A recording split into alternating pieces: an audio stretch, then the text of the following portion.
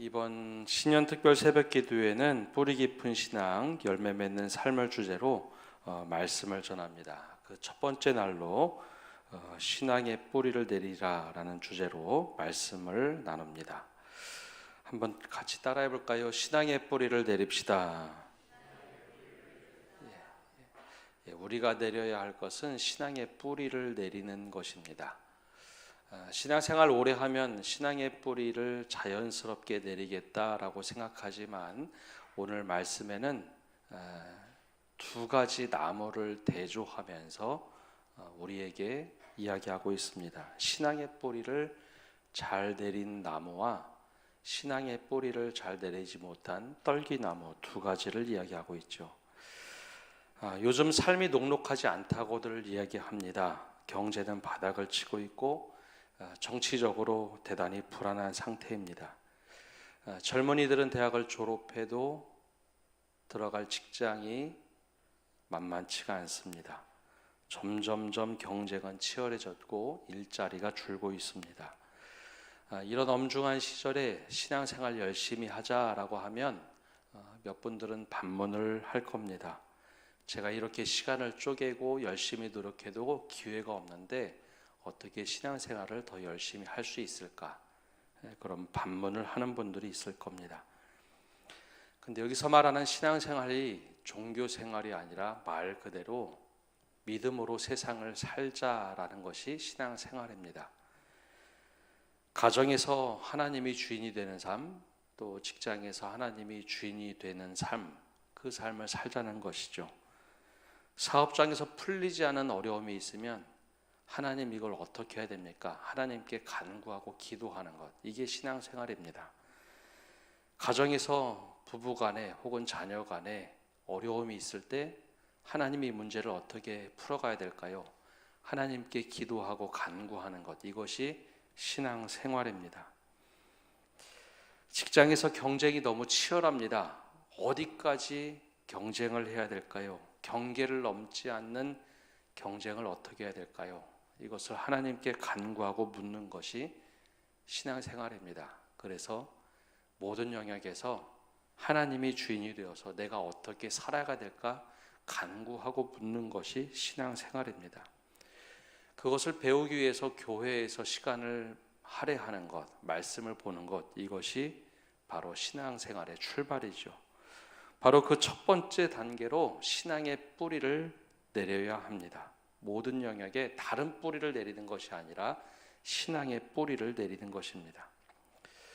오늘 말씀에는 신앙의 뿌리를 잘못 내렸던 나무와 신앙의 뿌리를 잘 내린 나무를 하나님께서 대조적으로 예레미야를 통해서 보여주고 계십니다. 왜 이런 말씀을 하시는가? 예레미야 시대에는 지금처럼 굉장히 혼란스러운 시대였습니다.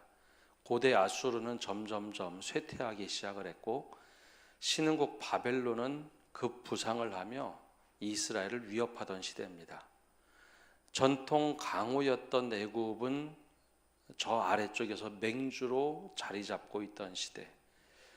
그래서 거짓 선지자들은 이야기를 합니다. 평안할 것이다. 절대로 바벨론이 우리를 침략하지 못할 것이다. 망하게 하지 못할 것이다. 그러니 평안하라 라고 외치던 시절이었죠. 근데 백성들은 굉장히 불안했습니다. 거짓 선지자들은 평안을 외쳤지만 백성들이 불안했기 때문에 각자 산당에서 하나님께 예배를 한다고 하면서도 뒤에 가서는 이방 신들 혹은 각자 가지고 있는 신들에게 예배를 하던 시절이었습니다. 그럼 정치인들은 어떻게 했느냐? 정치인들은 바벨론이 급부상을 하자 애굽과 화친을 맺어서 이 위기를 모면하려고 했습니다.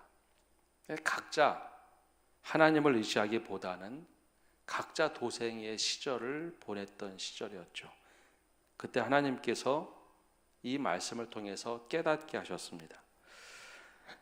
그 당시에 신앙의 뿌리를 잘못 내렸던 사람들을 이렇게 하나님께서는 이야기하십니다. 5절에 이렇게 말씀하시죠. 우리 함께 읽어보겠습니다. 여호와께서 이와 같이 말씀하시니라. 무릇 사람을 믿으며 육신으로 그의 힘을 삼고 마음이 여호와에게서 떠난 그 사람은 저주를 받을 것이라. 아멘. 이 당시는 모든 사람들이 하나님을 믿고 살아가는 시대였습니다. 즉 이스라엘 백성들은 적어도 하나님을 믿는다라고 또 하나님을 주인 삼은 백성이었죠. 그런데 하나님께서는 의외의 말씀을 하십니다. 사람을 믿으며 육신으로 그의 힘을 삼고 마음이 여호와에게서 떠난 그 사람은 저주를 받을 것이라. 이 사람이 어떤 사람일까요? 신앙생활을 안 하는 사람이 아닙니다. 하나님을 주인 삼고 내가 하나님의 백성이다 자부심을 가지고 있는 사람이었습니다. 그런데 이 사람은 신뢰의 뿌리를 내리는데 하나님께 내린 것이 아니라 특정한 사람들에게 신뢰의 뿌리를 내렸던 사람입니다. 나라가 굉장히 혼란스러운 시대라고 했습니다. 지금도 크게 다르지 않죠. 사람을 찾아가면 문제 해결이 굉장히 쉽습니다. 특정한 사람들을 찾아가서 그의 지혜를 구하는 것 중요한 일입니다. 잘못된 일이 아닙니다. 근데 왜 하나님께서는 이것을 이렇게 강하게 이야기하셨을까라는 겁니다. 처음에는 그 사람에게 찾아가서 조언을 듣고 이야기를 듣는 것까진 좋았습니다. 그러나 문제는 그 사람에게만 가면 모든 일이 해결이 되니 점점점 하나님에 대한 신뢰를 잊게 된 것이죠. 그것을 단적으로 표현한 것이 하나님에게서 마음이 떠났다라는 겁니다.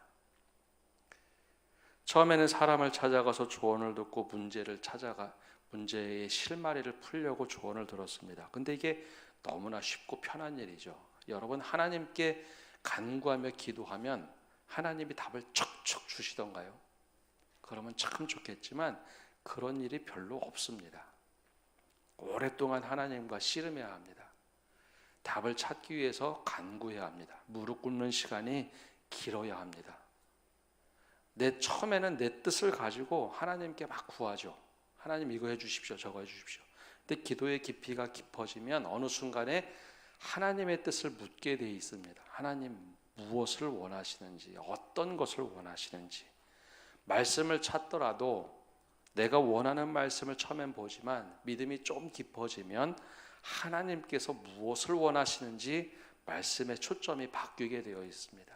근데 시간이 오래 걸리고 힘이 듭니다. 근데 사람을 찾아가면 너무나 쉽죠. 그 이야기를 들으면 쏙쏙 들어옵니다. 당장 해결이 됩니다.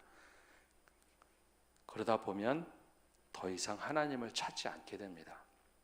오랜 시간이 걸리고 힘들기 때문입니다. 다른 말로 하면 굳이 기도할 필요가 없습니다.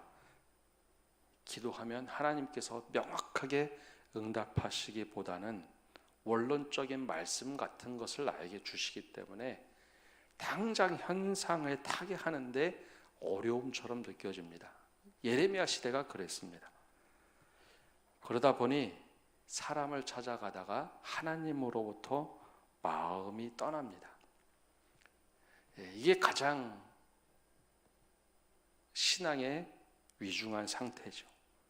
마음이 떠나는 것. 직장을 다니는데 직장이 마음이 떠납니다. 그러면 그 직장에 의미가 없죠. 결혼을 했는데 배우자에게서 마음이 떠납니다. 그것처럼 결혼에 위기가 없죠. 마음이 떠난 것. 하나님께서는 이것을 굉장히 걱정하셨습니다. 우리가 그렇게 마음이 떠난 사람이 되지 않기를 바라셨죠. 그래서 사람에게 의지하고 그것을 힘으로 생각하는 사람들을 하나님께서는 걱정하셨습니다. 그러지 말라는 거죠. 그래서 그 모습을 단적으로 표현한 것이 6절의 말씀입니다. 우리 6절 말씀 함께 읽어보겠습니다. 그는 사막의 떨기나무 같아서 좋은 일이 오는 것을 보지 못하고 광야 간조한 곳 건건한 땅 사람이 살지 않는 땅에 살리라. 아멘. 사람을 의지하고 사람을 믿고 그것을 힘으로 생각하며 마음이 하나님께로 떠난 사람을 사막의 떨기나무 같다라고 하나님은 비유를 하십니다. 여러분, 떨기나무는 아무리 오래 자라도 뿌리를 깊게 내리지 않습니다. 아무리 오래 자라도 가시덤불은 뿌리를 깊게 내리지 않습니다. 잠깐의 비가 오면 그것을 확 흡수해서 잠깐 푸릇푸릇할 뿐입니다. 나머지는 굉장히 뜨거운 햇빛 아래서 자신을 완전히 말려서 아주 최소한의 생명을 가지고 사는 것이 이 떨기나무입니다. 그래서 성경에는 떨기나무가 종종 나오죠. 모세가 하나님을 만날 때 불타는 떨기나무에서 만나죠. 떨기나무는 그리 좋은 나무로 성경에선 말하지 않습니다. 아주 척박한 땅에서 생존하는 나무입니다. 그래서 떨기나무를 보고 나무가 잘 자란다라는 말을 하지 않습니다. 생명만 유지하고 아주 건조한 땅에서 가시처럼 살아가는 나무. 열매는 그에게 맺혀지지 않습니다. 그래서 이 나무가 자라면서 뿌리를 많이 내리지 않고도 생명만 유지하는 것. 그냥 저기 그냥 떨기나무가 있구나. 생명만 있구나 라고 생각되는 그런 나무입니다. 물이 거의 없는 곳에서 살아남는 것이 아주 최적화된 나무입니다. 그래서 이 떨기나무는 다른 어떤 재료로 목재로 사용할 수 없는 겁니다. 늘 말라 비틀어져 있는 나무. 잠깐 비가 올 때 은혜의 단비가 내리면 잠깐 풀이 나는 그런 나무. 하나님께서는 우리가 그런 떨기나무 신앙으로 살아가기를 원치 않으시는 거죠.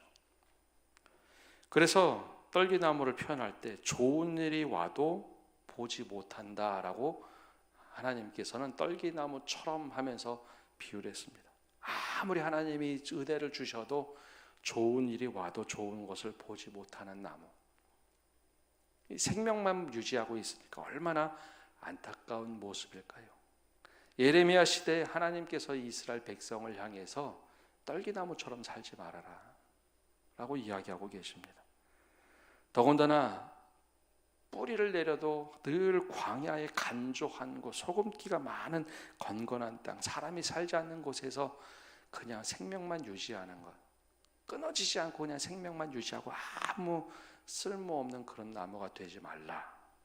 그게 첫 출발이 하나님으로부터 마음이 떠났기 때문입니다. 사람을 의지하다 보니 그렇게 됐다는 것이죠.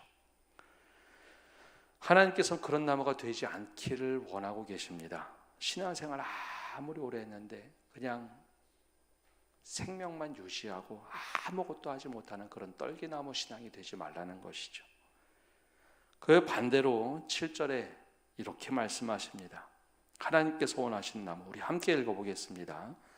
그러나 무릇 여호와를 의지하며 여호와를 의뢰하는 그 사람은 복을 받을 것이라. 아멘. 사람을 의지하는 것이 아니라 여호와를 의지하며 여호와를 의뢰하는 그 사람이 복을 받을 것이라. 저주에서 복을 이야기하고 계시죠. 이게 무슨 말일까요? 여러분, 우리가 직장 생활을 해도 가정 생활을 해도 그곳에서 여호와를 의지하며 의뢰하는 사람, 그 사람을 이야기합니다. 하나님, 내가 이 상황에서 어떻게 해야 될까요? 그래서 그 속에서 가치와 의미를 찾는 겁니다. 주님, 내가 무엇을 해야 될까요? 내가 어떻게 해야 될까요? 처음에는 뿌리를 내릴 때 정말 어렵습니다. 하나님의 뜻이 모호하게 보이기 때문이죠. 도덕률처럼 하나님의 말씀이 보입니다. 근데 하나님께 깊게 기도하고 계속 간구하다 보면 어느 순간에 어렴풋이 깨닫는 것들이 있습니다. 내 생각과 충돌이 날 때도 있고, 말씀을 통해서 내가 가지고 있는 생각과 아주 강하게 부딪힐 때도 있습니다. 그러나 그때 내가 하는 게 주님을 의지하고 의뢰하는 겁니다. 주님, 어떻게 해야 될까요? 주님께서는 그 모습을 보시며 이번엔 떨기나무가 아닌 다른 나무로 비유하십니다. 8절에 이렇게 말씀하십니다. 우리 함께 읽어보겠습니다. 그는 물가에 심어진 나무가 그 뿌리를 강변에 뻗치고 더위가 올지라도 두려워하지 아니하며 그 잎이 청청하며 가무는 해도 걱정이 없고 결실이 그치지 아니함 같으리라. 아멘. 떨기나무와 물가에 심은 나무의 아주 극단적인 대조를 보여주고 계십니다. 인생을 의지한 사람들, 하나님을 믿는 것 같지만 인생을 의지한 사람들에게는 너무나 열매도 맺혀지지 않고 생명만 유지하는 그런 존재와 같다라고 하죠. 그래서 더위가 오면 그냥 말라버리면 그만입니다. 아무것도 하지 않고 생명만 유지하는 나무. 그런데 물가에 심어진 나무는 다릅니다. 하나님께 깊이 뿌리를 내린 나무는 다르다는 것이죠. 더위가 올지라도 뿌리를 말리지 않습니다. 오히려 그 강변에서 물을 쭉 끌어올려서 생명력을 유지하는 나무입니다. 어떻게 하면 이 어려움을 이겨낼 수 있을까? 하나님께서 무엇을 말씀하실까? 거기서 자꾸 영양분을 얻고 영적인 힘을 얻고 두려워하지 않는 겁니다. 하나님께서 하실 거다. 어떻게 하라고 하시는 것인가? 예레미야 시대에 외국이 쳐들어오고 바벨론이 쳐들어오고 강대국 애굽에 의지해야 될까? 고대 아수르에게 의지해야 될까? 편하다고 얘기해야 될까? 그 수없이 많은 이야기들 속에 선지자들의 가나다란 이야기를 듣고 살아간 사람들, 그 사람들이 물가에 심겨진 나무였습니다. 더위가 올 때 아니 하나님이 하실 거야. 하나님이 하실 거야. 그리고 그 잎이 청청하고 가무는 해도 걱정이 없고, 가무는 해가 되면 사실 열매를 맺을 수가 없습니다. 그러나 하나님께서 원하시는 물가에 심은 나무는, 뿌리를 깊게 내린 그 나무는 그 속에서도 결실을 맺는다고 합니다. 왜냐? 아직 끊어지지 않았거든요. 하나님께 마음이 떠나지 않았기 때문입니다. 그래서 의미 있는 인생, 가치 있는 인생을 사는 겁니다. 내 삶에 가장 혹독한 시련이 와도 그 속에서 믿음의 결실을 맺을 수 있기 때문입니다. 남들이 보기에는 말도 안 되는 것 같은데, 내가 통제할 수 없는, 내가 원하지 않는 혹독한 시련이 왔는데 더위가 몰려와서 바싹바싹 다 마르는 것 같은데 그 속에서 오히려 두려워하지 않는 것. 하나님께서 이번에는 어떤 일을 행하실까? 생명 유지하는 것만 부둥켜 안고 살아가는 것이 아니라 하나님께서 어떤 일을 하실까? 그 가무는 해에도 신앙의 열매를 맺고, 야 다음에는 맞아, 내가 더 신앙의 뿌리를 주님께로 내려야지. 이게 진정한 신앙의 뿌리를 내리는 삶입니다. 오늘 말씀에는 극단적으로 두 가지를 주님께서 우리에게 보여주십니다. 정말 오래된 똑같은 연수라 할지라도 떨기나무처럼 뿌리를 내리지 못하고 스스로 가뭄을 찾아가고 광야로 찾아가고 좋은 일이 있어도 웃지 못하고 하는 그런 인생을 의지하는 인생이 되지 말고 하나님을 의지하라. 하나님을 의지하며 물가에 심긴 나무처럼 뿌리를 깊이 내려서 가장 어려운 순간, 내 인생에 정말 혹독한 시련이라고 할지라도 주님께 공급받고 열매 맺는 삶을, 가치 있는 삶을 살라라고 우리에게 도전하고 계십니다. 우리 교회가 이제 90주년이 되었습니다. 우리 인생에는 각자의 신앙의 연수들이 있습니다. 근데 그 연수가 우리의 믿음을 보장해 주는 것이 아닙니다. 우리의 믿음의 뿌리를 어떻게 내렸는가? 나는 떨기나무처럼 잘못 내리는 인생이 아니라 물가에 심겨진 나무처럼 뿌리를 주님께로 깊이 내리는 나무. 가장 혹독한 시절에 내가 생명력이 있음을, 주님이 주신 신앙의 생명력이 있음을 드러낼 수 있는 청청한 나무가 되는 것.